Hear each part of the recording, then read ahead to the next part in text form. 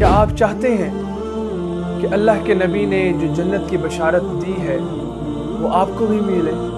ایک دن اللہ کے نبی صحابہ کرام کے ساتھ بیٹھے ہوئے تھے اور اللہ کے نبی نے فرمایا یہ سامنے والے دروازے سے ابھی ایک جنتی آنے والا ہے۔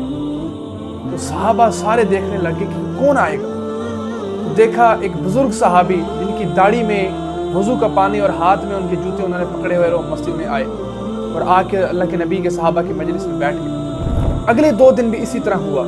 اللہ کے نبی نے فرمایا ایک جنتی اس دروازے سے آنے والا ہے۔ اگلے دن بھی وہی شخص، اور تیسرے دن پھر فرمایا، اور تیسرے دن بھی وہی شخص۔ ایک صحابی جن کے دل میں آیا کہ یہ شخص ایسا کون سا عمل کرتا ہے کہ اللہ کے نبی نے 3 دن ان کو جنت کی بشارتیں دی۔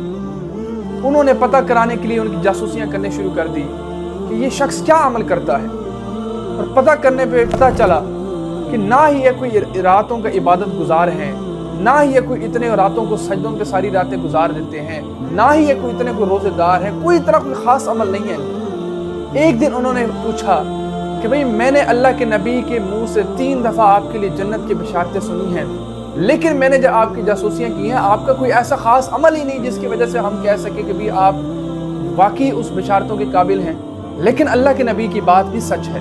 تو وہ کہنے لگے ویسے تو میرا ایسا کوئی خاص عمل نہیں ہے، لیکن ہاں میرا ایک عمل ایسا ہے کہ جو میرا دل ہے یہ لوگوں کی نفرت سے پاک ہے۔ ان صحابی نے یہ نہیں کہا کہ ہاں یہ عمل بھی ہو سکتا ہے، انہوں نے کہا نہیں، ہاں یہی وہ عمل ہے جس کی وجہ سے اللہ کے نبی نے آپ کو 3 دن جنت کی بشارت دی۔ اللہ کے نبی کی ایک اور حدیث مبارکہ بھی ہے۔ اللہ کے نبی نے فرمایا جو شخص اپنے دل کو لوگوں کی نفرتوں سے پاک کر لے گا اللہ کے نبی اس کو جنت کی بشارت دیتے ہیں۔ تو دوستوں یہ کتنا آسان عمل ہے اور ہم نے اس کو اتنا ہی مشکل بنا دیا ہے۔ اپنے بھائیوں سے، اپنے رشتہ داروں سے جس کے ساتھ بھی آپ کی لڑائی ہے، صرف اس لیے ان کو معاف کر دیں، اس لیے اپنے دل سے ان کی نفرت کو ختم کر لیں کہ کل قیامت کے دن جناب محمد رسول اللہ صلی اللہ علیہ وسلم کی شفاعت ہمیں نصیب ہوگی۔ ابھی رمضان گزرا ہے اور رمضان بھی ہمیں یہ سارا سبق دے کر گیا ہے کہ اپنے دلوں کو، اپنے دماغوں کو نفرتوں سے، حسد سے، کینے سے پاک کر لیں۔ انشاءاللہ کل قیامت کے دن اللہ کے رسول کی شفاعت کے اندر ہم بھی شامل ہوں گے۔ اللہ تعالیٰ سے دعا ہے ہمیں اس پر عمل کرنے کی توفیق عطا فرمائے۔ جزاکم اللہ خیر۔